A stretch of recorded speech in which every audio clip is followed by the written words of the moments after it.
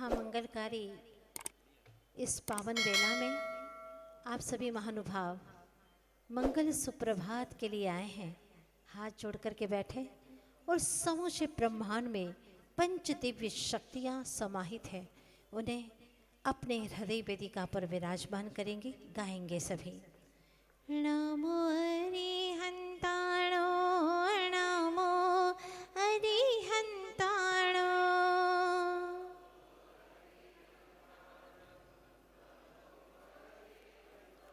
नमो अरिहंत अरहंत अरुहंताणम,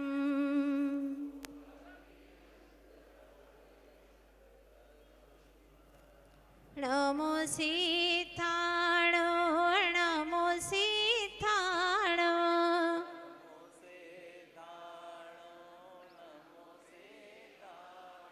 नमो सिद्ध प्रभु सीताणो,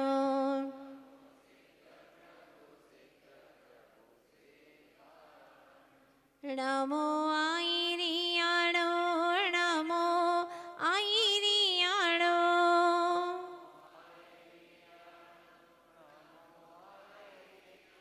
नमो आईरिय आईरिय आईरियाणो,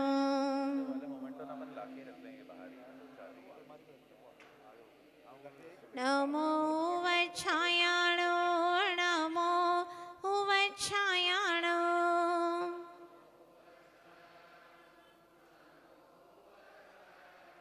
नमो वच्छाय वच्छाय वच्छायाणम्,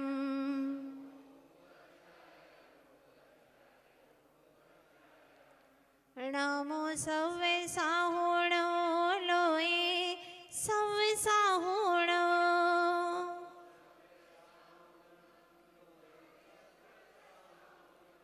नमो सव्वे साहु सव्वे साहु सव्वे साहुणम्,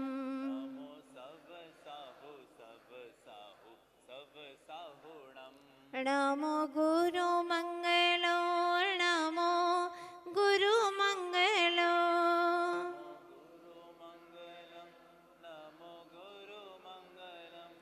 नमो विद्या गुरु आज्ञा मंगलम,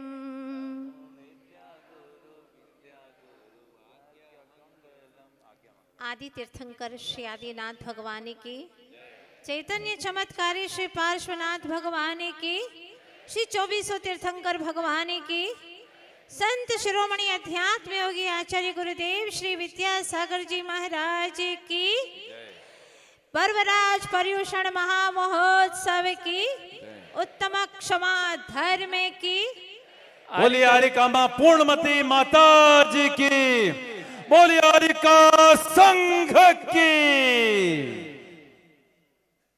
देखा गया है कि मजबूत पैर वाला लाठी पकड़ने को तैयार नहीं होता, आंखों से देखने वाला औरों का हाथ पकड़ने के लिए तैयार नहीं होता, बुद्धि का गर्व करने वाला स्वयं के दोष मानने को बिल्कुल तैयार नहीं होता, दूसरे की भूल साबित करने को तैयार रहता है, लेकिन स्वयं की भूल स्वीकार नहीं करता, दुखी होने पर आतुर होता है पर झुकने को आतुर नहीं होता, झुकने की भावना नहीं होती, प्रसन्नता की कुर्बानी कर ले लेकिन क्रोध को जीवित रखता है, वो क्रोध को मिटाना ही नहीं चाहता, वो सोचता है कि अगर क्रोध न करूं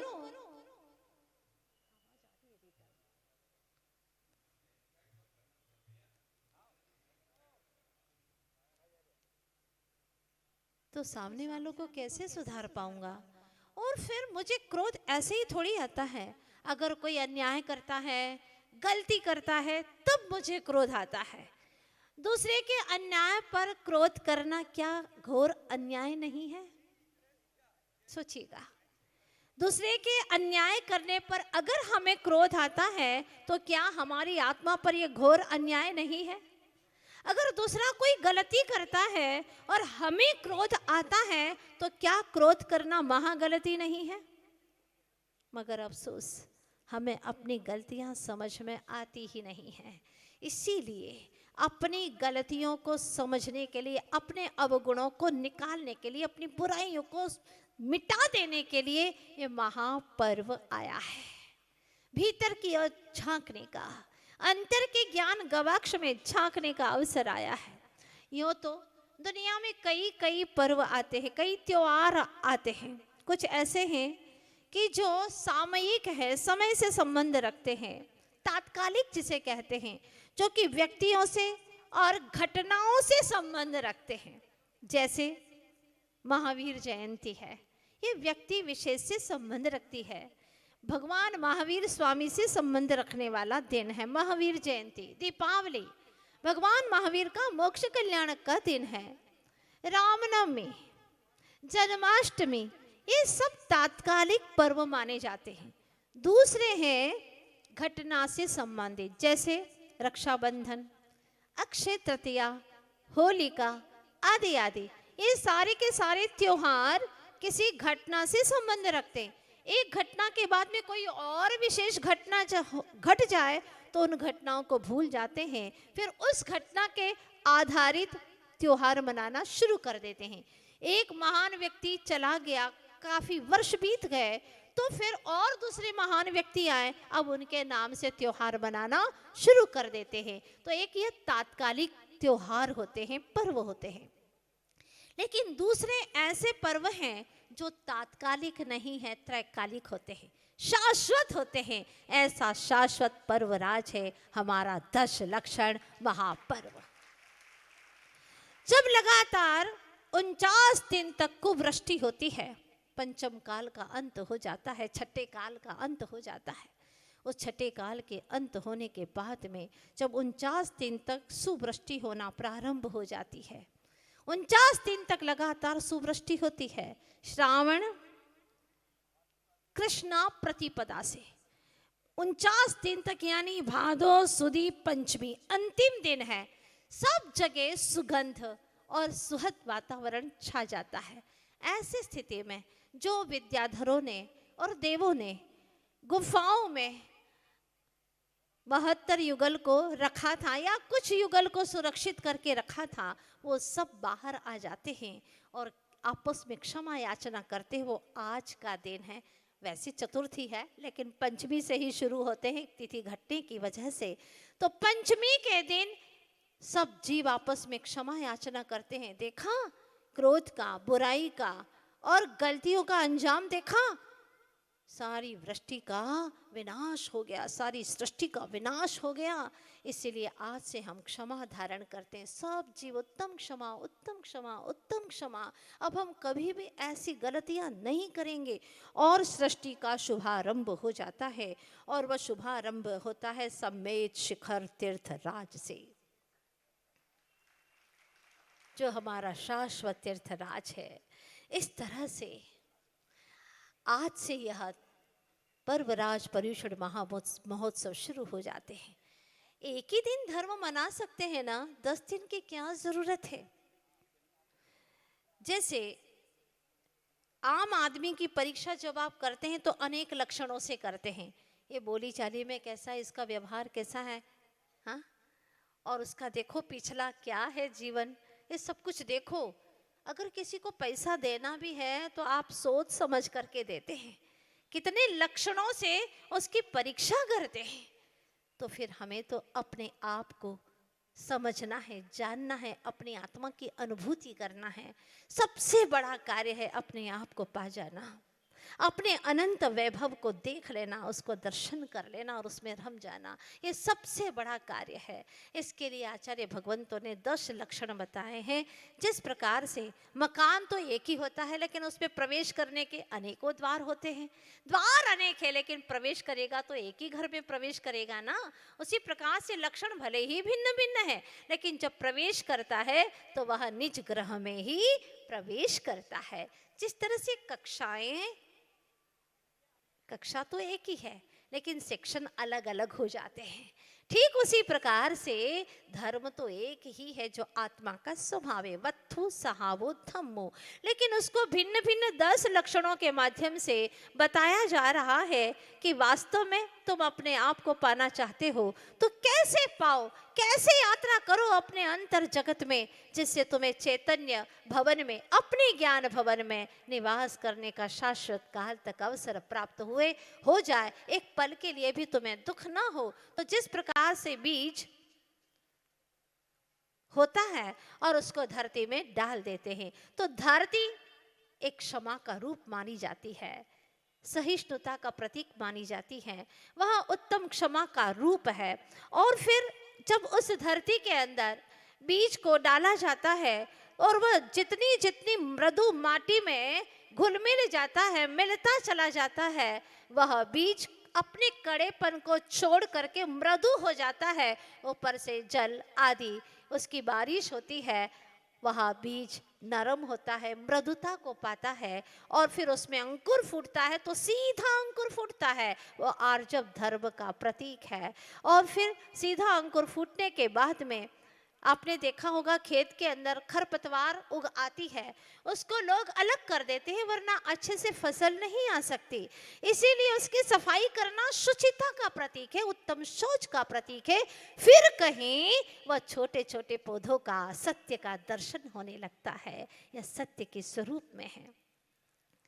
जब वह सत्य रूपी सूरज का दर्शन होने लगता है तो संयम रूपी फूल खिलना प्रारंभ कर देते हैं, और जब फूल आते हैं तो तप का फल भी आता है।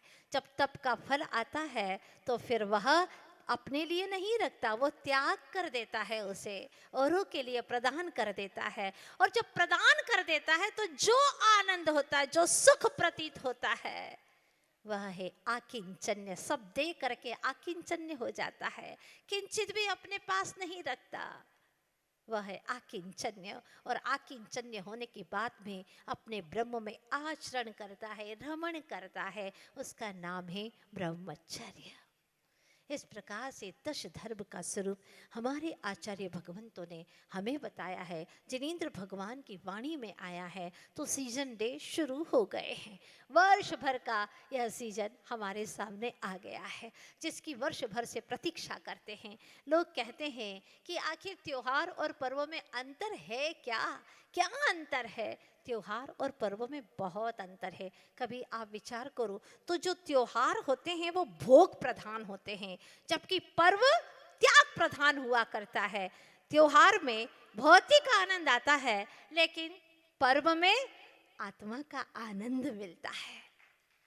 आप लोग स्वयं महसूस कर रहे हैं, त्योहार से व्यापारी वर्ग प्रसन्न हो जाता है ना, कि अब दुकानें अच्छी चलेगी, राखी आ गई, होली आ गई, दिवाली आ गई, वो व्यापारी वर्ग बहुत प्रसन्न हो जाते हैं। लेकिन जैसे पर्व आते हैं तो भक्त प्रसन्न हो जाते हैं, जैसे कि इंदौर के भक्तगण कितने प्रसन्नचित हैं, कब वह शुभ अवसर आएगा सोच रहे थे, और आज वह जगमगाता हुआ अंतर में दीप जलाने वाला यह मंगलमयी पर्व शुरू हो गया। पर्व और त्योहार में बहुत अंतर है। त्योहार पर आप बाहर का घर सजाते हैं, लेकिन पर्व में क्या करते हैं? हाँ, मंदिर को सजाते हैं, मन रूपी मंदिर को सजाते हैं। त्योहार के समय पर मौज मस्ती करते हैं, लेकिन पर्व के समय पर क्या करते हैं? बाहर की मौज मस्ती खत्म हो जाती है, हाँ, उसमें जीव कर्म का बंधन करता है, लेकिन पर्व आते हैं तो तपश्चर्या करता है, त्याग करता है। बाहर की मौज मस्ती छोड़कर सिद्धों की बस्ती में अपनी हस्ती को जान करके सिद्धों की बस्ती में निवास करने लगता है, भावों से, श्रद्धा से कि मैं भी सिद्धत्व स्वरूप हूँ, मैं भी सिद्ध जैसा हूँ। तो जीवत्व से शिवत्व की यात्रा करता है पर्व के समय पर। त्योहार में अधिकांश देखा होगा आपने, पाप वृत्ति का पोषण करता है, लेकिन पर्व के दिनों में पाप वृत्ति को छोड़ करके साथी से पुण्य की वृत्ति को अपनाता है, अपनी गलतियों का अफसोस करता है, प्रायश्चित करता है। इस तरह से हमें त्योहार नहीं, पर्व मनाना है। पर्व मनाने वाला एक दिन परमात्मा बन जाता है। यह पर्व आया है हमारे सामने। बात तो उत्तम क्षमा की है, फिर हम क्रोध की चर्चा क्यों करते हैं? क्या क्रोध पर उत्तम क्षमा को प्रकट नहीं होने देता? क्यों प्रकट नहीं होने देता? आखिर क्या वजह है, हम जानना चाहते हैं। तो ले चलती हूँ मैं आपको सिद्धार्थ सेठ के पास में, जिसकी जयावती नाम की सेठानी है, पुत्रहीन है, अनेकों देवी देवताओं की आराधना कर रही है। क्या करे, मिथ्यात्व का कुछ संस्कार ऐसा था, छोड़ नहीं पा रही है। लेकिन दुनिया में कोई ऐसे भी महान आत्माएं हैं जिनका चरण सानिध्य पा करके अनंत अनंत काल का मिथ्यात्व भी अंतर मुहूर्त में पल भर में खत्म हो जाता है, परिणामों में शांति आती है। उनको देख करके, जैसे हमारे गुरुवर आचार्य श्री विद्यासागर जी महाराज, उनकी शांत छवि को देख करके, उनकी आध्यात्मिक छवि को देख करके कई लोग अपने कई भवों का, कई जन्मों का वेर छोड़ करके आपस में क्षमा भाव को धारण कर लेते हैं। तो कई ऐसे अज्ञानी हैं जो उनके चरणों में आकर के भी लड़ते भिड़ते रहते हैं, विवाद करते रहते हैं, इधर से उधर और उधर से इधर, यही कार्य करते हैं, षड्यंत्र करते हैं। उनका भी संसार बहुत लंबा है। तो वह ऐसे ही मिथ्यात्व की आराधना करते करते काफ़ी समय बिता दिया, लेकिन कोई संतान की प्राप्ति नहीं हुई, क्योंकि इससे तो और पाप वृत्ति बढ़ती है, अज्ञानता की वृद्धि होती है। लेकिन कौन समझाए उसे। आखिर क्षमा के सागर, करुणा निधान गुरुवर का उस नगर में चातुर्मास हुआ। और जब चातुर्मास हुआ, वो स्वयं करुणावतार थे, वो स्वयं दया के भंडार थे। और जब कोई स्वयं दया का भंडार, क्षमा का भंडार होता है और वो कुछ कहता है तो सीधा हमारे हृदय में प्रवेश कर जाता है।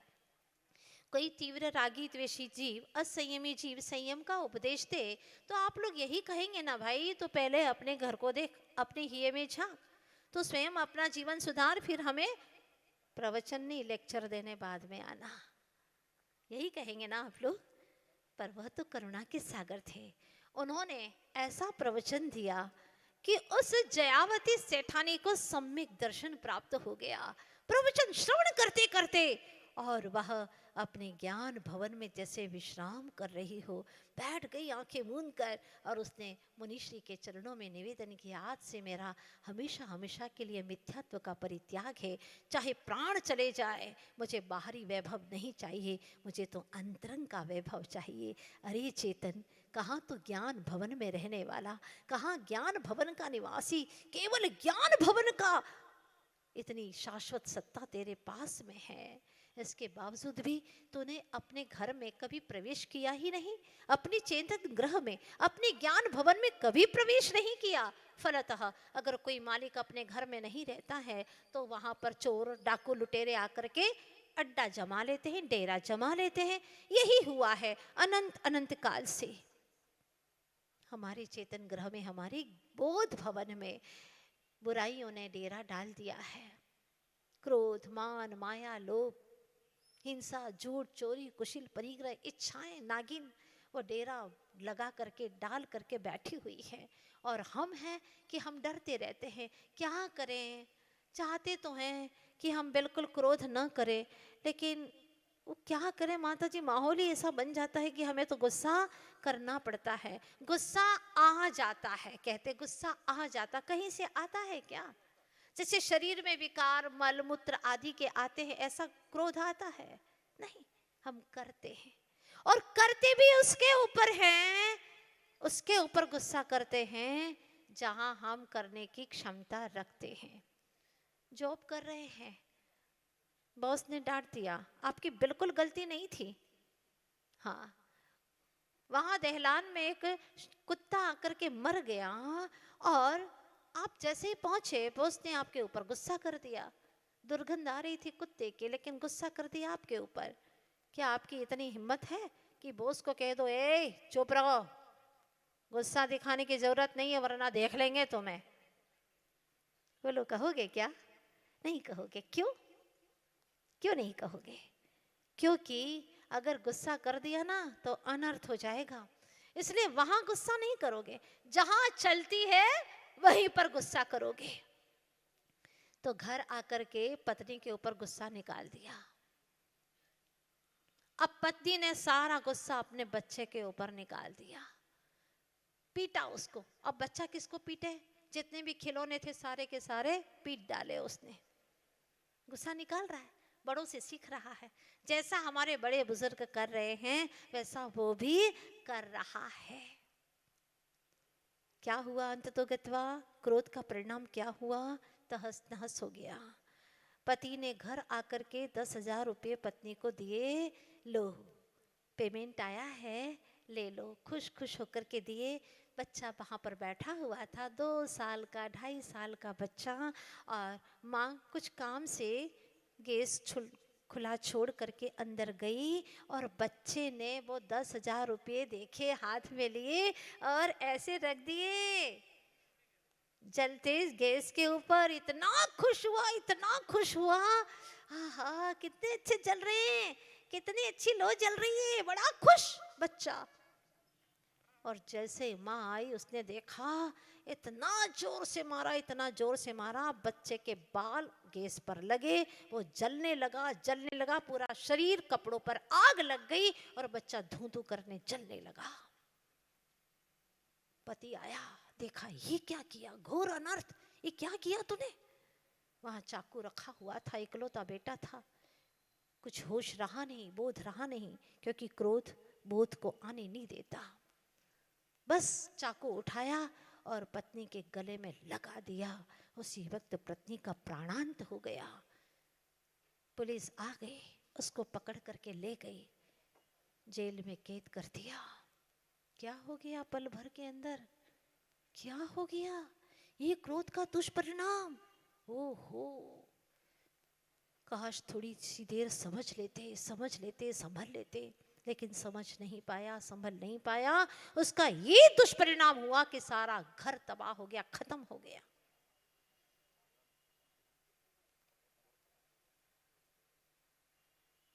दूसरों को लाइन पर लगाने के लिए खुद लाइन से उतर जाना। पिता कहता है कि बेटा बात ही नहीं मानता, उसको लाइन पर लगाने के लिए गुस्सा तो करना ही पड़ता है ना, नहीं करेंगे तो कैसे वो लाइन पर आएगा, और खुद लाइन से उतर जाते हैं। आचार्य भगवान कहते हैं कि कोप के कूप से बाहर निकलो। ये कोप भयानक कूप है और कोई गुस्सा नहीं दिलाता तुम्हें।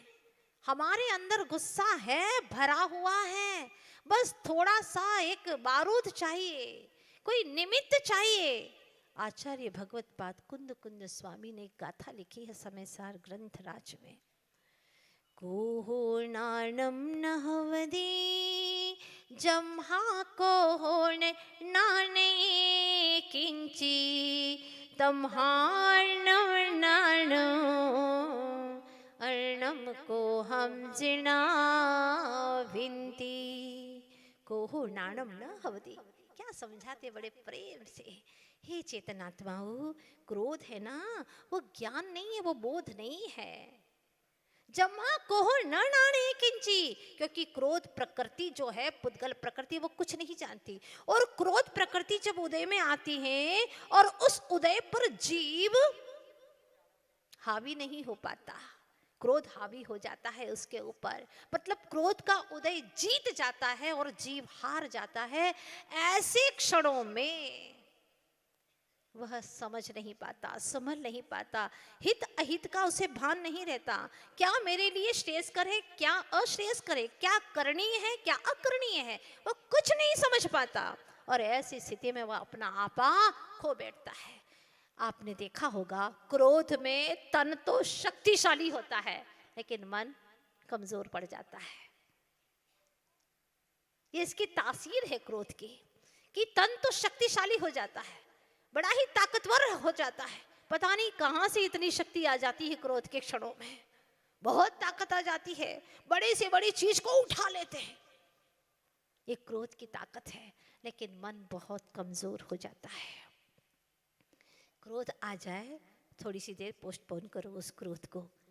चलो करना तो है ही, हम करना तो नहीं छोड़ेंगे, ठीक है कर लेना, कोई बात नहीं, हाँ लेकिन अभी पोस्टपोन कर रहे हैं थोड़ी देर के लिए, अच्छी बात है, इतना ही करो, उस निमित्त से दूर हट जाओ, उतनी देर उसकी तरफ मत देखो, उसका जो वे है कहने का उस पर ध्यान मत दो, आत्म तत्व का चिंतन करो। ओ कहाँ चिंतन आएगा उस वक्त, तो क्रोध इतना हावी होता है। ओहो, तो कुंद कुंद स्वामी कहते हैं, सुनो, क्रोध तुम्हें कोई दिलाता नहीं, कोई देता नहीं, कहीं से आता नहीं, तुम्हारे भीतर में है, इसीलिए हो रहा है। और तुम कर रहे हो, बुद्धि पूर्वक क्रोध कर रहे हो। तो कुंद कुंद महाराज ने कहा, सुनो, एक व्यक्ति जब उनके पास में आया और कहने लगा, महाराज मैं क्रोध करना बिल्कुल चाहता नहीं हूं, लेकिन क्या करें, घर जाते हैं कि क्रोध आ जाता है, पत्नी का चेहरा देख करके गुस्सा आ जाता है, बेटा बिल्कुल लायक नहीं है, लायक है ही नहीं, आज्ञा मानता ही नहीं है। आप अपने पिता की आज्ञा मानते थे? वो तो हम नहीं मानते थे। तो तुम्हारा बेटा तुम्हारी बात कैसे मानेगा? तुम लायक थे बेटे की उम्र में? नहीं, वो तो नहीं था, कुछ नहीं, ऐसे ही रखड़ता रहता था। तो तुम्हारा बच्चा भी वही कर रहा है जो तुम कर रहे हो। तुम्हें कोई हक नहीं है अपने बच्चे को कहने का। वो कहता है कि मुझे गुस्सा नहीं आता, लेकिन क्या करूं, आ ही जाता है। तब कुंद कुंद महाराज ने एक उदाहरण दिया कि बाल्टी को कुएं में डालो, क्या आएगा? क्या आएगा? पानी आएगा। ठीक है, पानी होगा तो पानी आएगा, और कीचड़ होगा तो कीचड़ आएगा, और कुछ भी नहीं होगा तो कुछ भी नहीं आएगा। जो कुएं में भरा है वही बाहर में आएगा। उसी प्रकार से जो तुम्हारे भीतर में भरा हुआ है वही बाहर में आने वाला है, और कोई अलग सी चीज नहीं आएगी। अगर तुम्हारे अंदर क्रोध भरा है तो बस थोड़ी सी तुरी चाहिए, थोड़ा सा एक निमित्त चाहिए कि तुम्हारा अशुद्ध उपादान जागृत हो जाता है। अगर चाहो तो ऐसे क्षणों में मुनिराज जैसी क्षमा भी तो धारण कर सकते हो ना। जैसे महामुनीश्वर शुद्ध सागर मुनिराज, चारों बलि आदि आ गए, नंगी तलवार लिए, जान रहे हैं वो, लेकिन भीतर ही भीतर में तुम करो क्रोध, हम धारण करेंगे क्षमा। देखते हैं किसकी विजय होती है। और क्या हुआ, स्वभाव की ही विजय होती है। सत्यमेव जयते, ये निश्चित बात है। अन्याय चाहे कितना भी करो, इंसाफ एक दिन होकर रहेगा। कोयला चाहे छुप कर ही खाओ, मुंह तो काला होकर रहेगा। कर्मों के दरबार में देर है मगर अंधेर नहीं, एक न एक दिन दूध का दूध और पानी का पानी होकर रहेगा। ये निश्चित बात है। आज नहीं तो कल भी स्वभाव शाश्वत होता है। विभाव कब तक टिकेगा? भव्य जीव हो तो तुम्हारा विभाव शाश्वत नहीं है, वो मिटने वाला है, एक न एक दिन मिटेगा, अवश्य मिटेगा। विश्वास रखो प्रभु पर, अपने स्वभाव पर विश्वास रखो। कुंद कुंद स्वामी कहते हैं, तू तो ज्ञान महल का स्वामी है, लेकिन तूने इन दुर्जनों के भरोसे अपना भवन छोड़ रखा है, और अनंत काल से वो उस पर अपना डेरा जमाए हैं। और फिर तो कहता है वो क्रोध कराते हैं तो मैं कर लेता हूँ। तेरी दशा तो ऐसी है जैसे गधे पर बैठा व्यक्ति सवेरे से शाम तक घूमता रहा। लोगों ने कहा, रे हद हो गई, सवेरे से शाम हो गई गधे पर बैठा है, मैं क्या करूं? मैं तो उतरना चाहता हूं, लेकिन गधा मुझे उतरने ही नहीं दे रहा है। गधा कौन है? ऊपर वाला या जिसने बिठाया है वो गधा है। बात समझने की है। तो हम स्वयं क्रोध के वशीभूत हो रहे, क्रोध को अपने वश में नहीं कर पा रहे हैं। धन्य है वे मुनीश्वर जिन्होंने शत्रुता में भी भगवत्ता का दर्शन किया। वाह, चारों शत्रु जैसे खड़े हैं नंगी तलवार लिए, लेकिन उसमें शत्रुता का दर्शन नहीं, अनकंडीशनल होती है, अंतर के भावों से होती है। क्योंकि क्षमा का अर्थ जो क्षमुष धातु से बना है, क्षमा शब्द, क्ष यानी गांठ, मां यानी नहीं, जिसमें गांठ नहीं होती, कोई प्रकार का बंधन नहीं, निर्बंध, कि चित्त में किसी प्रकार की गांठ का न होना ही वास्तव में क्षमा है। और वो क्षमा हर समय विजय विभूति है। ये तो मोक्ष मार्ग के ऊपर एक दीप का आधार है, जैसे कोई एक दीप है जलता हुआ, जो कि संयमाचरण का प्रमुख कमांडर है। संयम तो धारण कर लिया और क्षमा का भाव नहीं आया तो कमांडर नहीं है, क्या करेगी सारी सेना? सब हारी हुई है। जो आत्म स्वातंत्र की रणभेरी के समान है, जिसके जीवन में क्षमा है वो आत्म स्वतंत्रता को प्राप्त कर चुका है। इसीलिए मुनि भगवंतों के जीवन में पूर्ण रूप से उत्तम क्षमा होती है और श्रावकों के जीवन में आंशिक रूप से होती है। साल में 3 बार उत्तम क्षमा का भाव, क्योंकि 6 महीने से ज्यादा अगर क्रोध भाव, वैर भाव बन जाए तो वह अनंतानुबंधी कषाय के रूप में परिवर्तित हो जाता है। मिथ्या दृष्टि, दीर्घ संसारी हो जाता है। इसीलिए भाई 4 महीने होने वाले हैं, उत्तम क्षमा सब जीवों से, खाली शब्दों से नहीं। उत्तम क्षमा, उत्तम क्षमा, उत्तम क्षमा, हाँ। और अंदर में वही पूरा चल रहा है, वही वेर भाव चल रहा है, वही महत्वाकांक्षाएं चल रही है। हम तुमसे कम नहीं, ये दुर्भावनाएं अंदर में पल रही हैं। इसका मतलब उत्तम क्षमा है ही नहीं। उत्तम क्षमा तो ऐसी होना चाहिए कि जिससे अपने भीतर में निज भगवान का दर्शन हो जाए। जैसे कि दर्पण साफ स्वच्छ हो जाए तो स्वयं का चेहरा स्पष्ट ही दिखाई देने लगता है। बस ऐसे ही अपने जीवन में कुछ ऐसा ही कार्य करना है। मुस्कुरा करके गम का घूंट पीना जिसे आ गया, आचार्य कहते हैं कि वास्तव में से जग में जीना आ गया।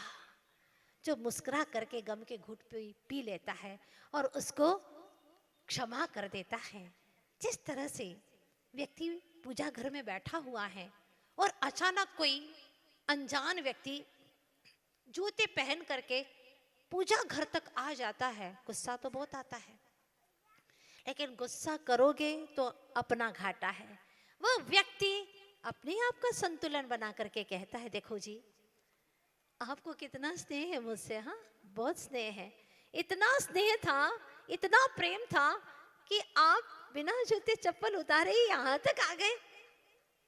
आपके स्नेह के लिए धन्यवाद, ध्यान रखना। हाँ, आगे से वो उसको भी अच्छा लगा, बुरा भी नहीं लगा। लेकिन तेल मिला करके जब हम बोल जाते हैं तो सच में उसको भी बुरा लगता है, उसको भी अच्छा नहीं लगता है। क्योंकि इसका प्रभाव जैसे हमारे मन पर पड़ता है किसी के क्रोध का, तो हमारे क्रोध का भी दूसरे के मन पर अवश्य ही प्रभाव पड़े बिना नहीं रहता। ये निश्चित बात है, क्योंकि हमारे देश के विज्ञानों ने इसके ऊपर खोज की कि जैनों के ये पर्व आते हैं और उसमें वह क्षमा को धारण करते हैं। आखिर है क्या बात, क्या कारण है? तो आचार्य भगवंतों ने भी इसके बारे में पहले ही हमें बता दिया था कि 1 मिनट क्रोध करोगे तो 8 सेकंड की शांति तुम्हारी हमेशा के लिए खो जाएगी। 1 घंटे में 8 सेकंड की शांति तुम्हारी खो जाएगी, एनर्जी लॉस हो जाएगी।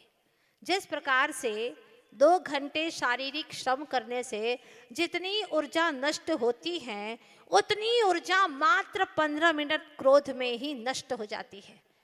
अगर क्रोध करेंगे तो 15 मिनट में इतनी ऊर्जा आपकी खत्म हो जाएगी और आत्मा की तो शक्तियां अनंत के रूप में खत्म हो जाती है। इसीलिए आचार्य देव कहते हैं कि अपने आप को बचा करके रखो। न्यूयॉर्क में क्रोधी व्यक्ति का खून जब खरगोश के शरीर में डाला गया तो वो खरगोश शांत था, लेकिन 15 मिनट में चंचल हो उठा और 30 मिनट में वो काटने लगा, क्योंकि क्रोधी का खून उसमें डाला गया था। 30 मिनट में वो शांत खरगोश काटने लग गया और 45 मिनट के अंदर तो लुहलुहान हो गया। दूसरों को काटने के लिए जा रहा था, उसको काट काट करके स्वयं लुहलुहान हो जाता है और कहते हैं कि 60 मिनट में तो वो मर गया। इतना खतरनाक होता है यह क्रोध का विष। कहते हैं कि वह साइनाइड से भी ज्यादा खतरनाक होता है। साइनाइड तो एक ही भव का अंत करता है, लेकिन क्रोध रूपी जो विष है वह हमारे अनंत भवों को समाप्त कर देता है। इसीलिए आदमी में इस कदर विष भर गया है, वंश सारा विषधरों का डर गया है। कल सुनेंगे आदमी के काटने से रास्ते का सांप था जो मर गया है, रास्ते का सांप था जो मर गया है। अभी तक तो सुनते थे कि सांप के काटने से आदमी मरे हैं, लेकिन अब आदमी के काटने से सांप मर रहे हैं। कितना विष है, कितना विषाक्त हो गया है आज का यह इंसान, क्योंकि वह तन के वेग तो रोक सकता है, लेकिन मन के वेग को, जो आत्मा के अंदर क्रोध आदि विकारों का वेग आ रहा है, उसको वह रोक नहीं पा रहा है। और जब तक इसे रोकेगा नहीं, तब तक निश्चित रूप से अपने भीतर की परिणति को सुधार नहीं पाएगा। आचार्य देव कहते, कोहो पीम पणा से, क्रोध है वह प्रीत का विनाश करता है। इन दिनों में अधिकांश महिलाएं, पिता हमारे पास में आते हैं और यही कहते हैं, माता जी बच्चों को इतना गुस्सा आता है, पति कहता है पत्नी को बहुत गुस्सा आता है, पत्नी आती है शिकायत लेकर के, इनको इतना गुस्सा आता है, क्या बताएं माता जी, इनका गुस्सा शांत हो जाए ऐसा कोई मंत्र दो। सब एक दूसरे के गुस्से को शांत कराने में लगे हुए हैं, लेकिन अपना गुस्सा कोई शांत करना नहीं चाहता है। बस यही तो खतरनाक स्थिति है। क्रोधी के जीवन में कभी सुख नहीं होता। वह न स्वयं को संभाल पाता है, न औरों को संभाल पाता है। ये निश्चित बात है। इसके बावजूद भी वह क्रोध करता ही रहता है। क्रोध का अंजाम कभी अच्छा नहीं होता। अगर किसी को समझाना है तो आप भी क्रोध से समझाओगे, वो क्रोधी है, आप क्रोध से समझाओगे तो क्या वो समझने वाला है? नहीं। अग्नि को बुझाने के लिए तो शीतल जल चाहिए। बस उसी प्रकार से शीतलता का व्यवहार करिए, प्रेम से कहिएगा, निश्चित रूप से वह सुधरेगा। और हमने देखा इसमें 100% रिजल्ट मिला है। बच्चा चाहे कितने ही गुस्सेल हो, पत्नी चाहे कितने ही गुस्सेल हो, पति चाहे कितना ही गुस्सेल हो, लेकिन अगर प्रेम से कहेंगे, आत्मीयता से कहेंगे, वह अवश्य मानेंगे। और गुस्से से कहेंगे तो उनका घाटा हो या ना हो, लेकिन तुम्हारा घाटा तो जरूर होगा। जैसे माचिस की तुली होती है ना, जब वह जलती है, रगड़ती है किसी का घर जलाने के लिए, पर वो घर जला पाए ना जला पाए कोई जरूरी नहीं है। उसका पुण्य प्रबल होगा, घर ना जला पाओगे, लेकिन वो माचिस की जो तुली है उसका माथा तो काला हो ही जाता है। ये पक्की बात है। हम किसी के लिए बुरा सोचते हैं, लेकिन हमारा बुरा तो उसी वक्त से शुरू हो ही जाता है। इसीलिए हमारे भीतर में वो शक्ति प्रकट हो, शक्ति तो है लेकिन प्रकट करना बाकी है। ये 10 दिन हमारे लिए ऐसे ही हैं जो हमारे भीतर की शक्तियों को उद्घाटित करने वाले हैं। एक एक लक्षण के माध्यम से हम अपने भीतर की शक्तियों को उद्घाटित कर सकते हैं। वैसे अनंत काल बाहर में भटकते भटकते हो गया है। नई नई आंखें हो तो हर मंजर अच्छा लगता है, नई नई आंखें हो तो हर मंजर अच्छा लगता है। कुछ दिन शहर घूमे, लेकिन अब निज घर ही अच्छा लगता है, अब निज घर ही अच्छा लगता है। बहुत दिन हो गए शहर में घूमते घूमते, इस योनि में उस योनि में, और 84 लाख योनियों में घूमते घूमते घूमते बहुत समय बीत गया है। कितना अनादि काल। अब तो निज घर पे आना है। वो समय कब आएगा जब क्षमा को अंगीकार करेगा, निज घर में आएगा।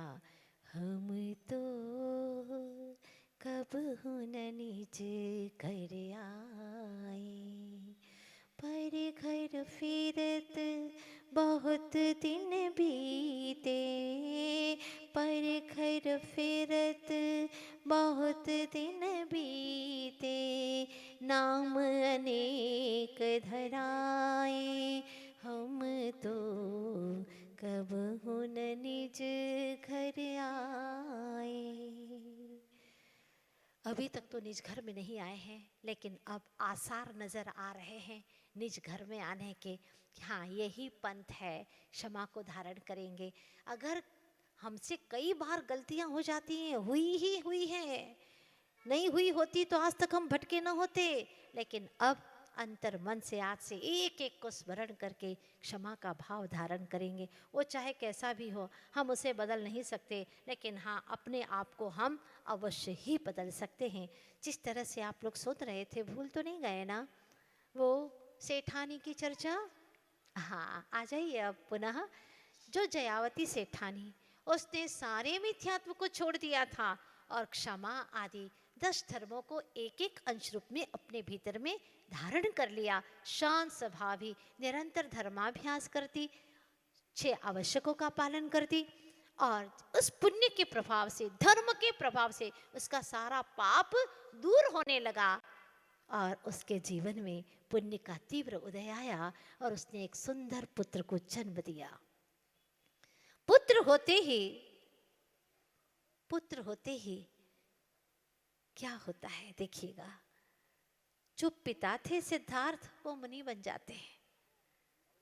पुत्र का संयोग हुआ तो पति का वियोग हो गया। पत्नी को बहुत गुस्सा आया कि उन्होंने हमारा ये सारा वैभव छोड़ दिया, घर छोड़ करके चल दिए, घर सुना कर दिया, सारा शासन कौन संभालेगा, ये सब कुछ शासन का मतलब जो नगर सेठ थे ना, अब ये सारा कौन संभालेगा, क्योंकि पहले सेठ साहूकारी चलती थी नगर के अंदर, वही सारे नगर की पंचायत करने वाले थे, मुख्य थे, और वो चले गए, अब क्या होगा। बहुत गुस्से में आई और उसने नगर में घोषणा करा दी कि इस नगर के अंदर अब कभी भी कोई मुनि प्रवेश नहीं करेगा। क्यों? क्योंकि जैसे ही बालक जन्मा और उसकी कुंडली दिखाई तो पुरोहित ने कहा कि जब भी ये किसी मुनि राज को देखेगा तुम्हारा बेटा भी घर त्याग कर देगा।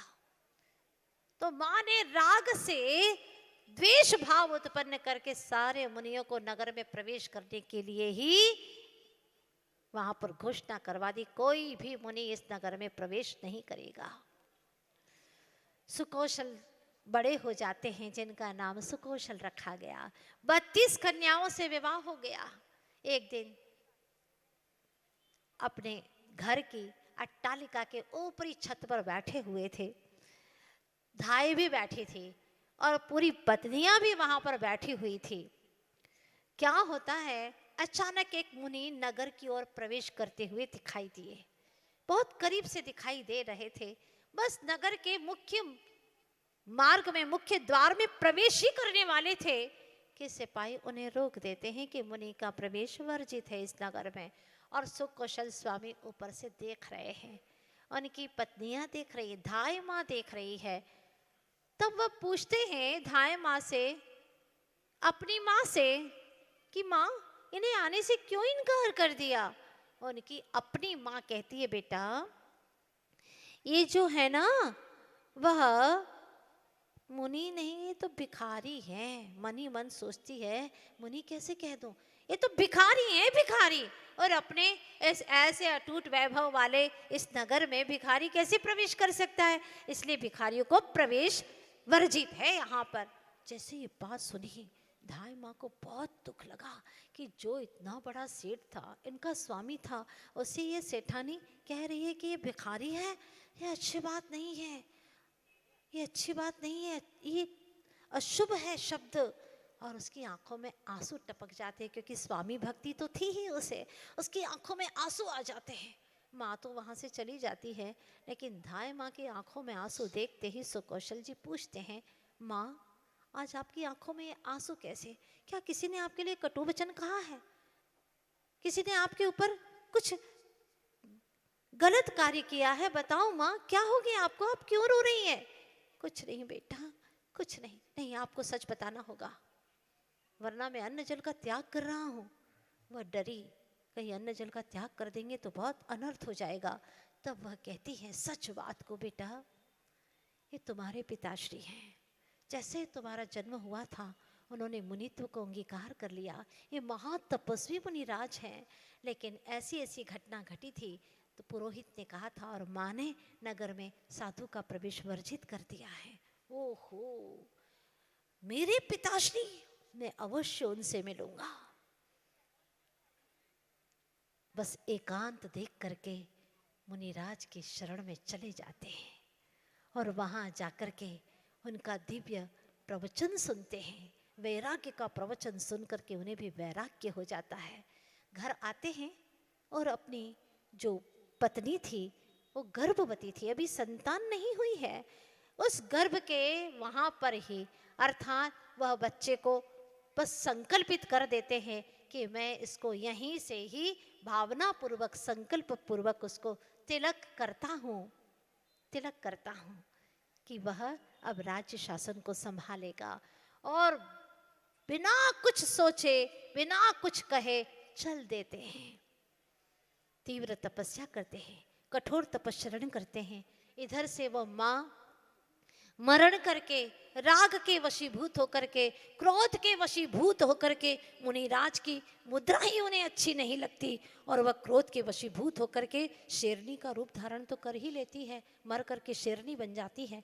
और वह शेरनी अपने पुत्र सुकौशल स्वामी के ऊपर आकर के झपट्टा मारती है, उनका शरीर नोच नोच करके खा रही है। ओहो क्या दृश्य है! वो ही माँ जो इतनी रागी थी आज इतनी द्वेषी हो गई। ये संसार का खुला चित्रण देखिए और संसार के इस चित्रण को देख करके आपके भीतर में भी ये भाव आना चाहिए कि इतना राग किसी से नहीं करूँगा कि मैं उसके बिना रह न पाऊँ, और इतना द्वेष भी किसी से नहीं करूँगा कि वो रहे तो मैं उसे देख भी ना पाऊँ, मैं रह भी ना पाऊँ, ऐसा भी द्वेष नहीं करूँगा।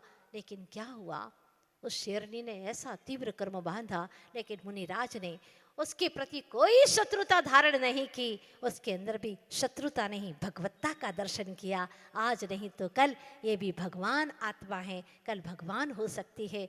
धन्य है उनकी उत्तम क्षमा को। ऐसे ही मेरे गुरुवर आचार्य श्री विद्यासागर जी महाराज,